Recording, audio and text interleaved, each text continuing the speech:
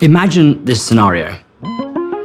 You've unfortunately had a terrible accident, you're lying in a hospital bed, and you're aware, but you're unable to respond. But the doctors and your relatives don't know that. And you have to lie there listening to them deciding whether to let you live or die. I can think of nothing more terrifying. Communication is at the very heart of what makes us human. It's the basis of everything. And what we're doing is we're returning the ability to communicate to some patients who seem to have lost that forever. The vegetative state is often referred to as a state of wakefulness without awareness. Patients open their eyes, they'll just gaze around the room, they'll have sleeping and waking cycles, but they never show any evidence of having any awareness. So typically the way that we assess consciousness is through command following. We ask somebody to do something, say squeeze our hand, and if they do it, you know that they're conscious. The problem in the vegetative state is that these patients, by definition, can produce no movements. And the question I ask is, well, could somebody command follow with their brain? It was that idea that pushed us into a new realm of understanding this patient population.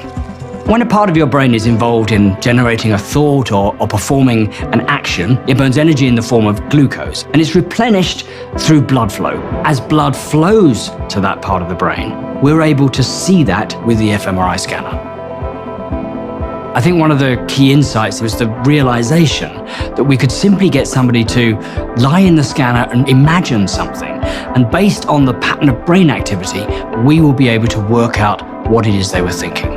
So we had to find something that produces really a quite distinct pattern of activity that was more or less the same for everybody. So we came up with two tasks. One task, imagine playing tennis, produces activity in the premotor cortex in almost every healthy person we tried this in.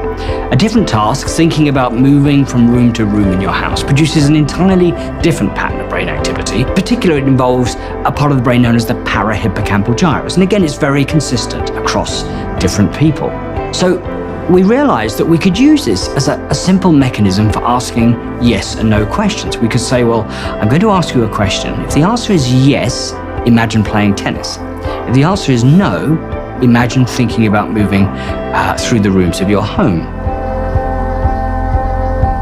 I can still remember exactly what it felt like the first time we saw a patient that we thought was in a vegetative state activate their brain in the scanner.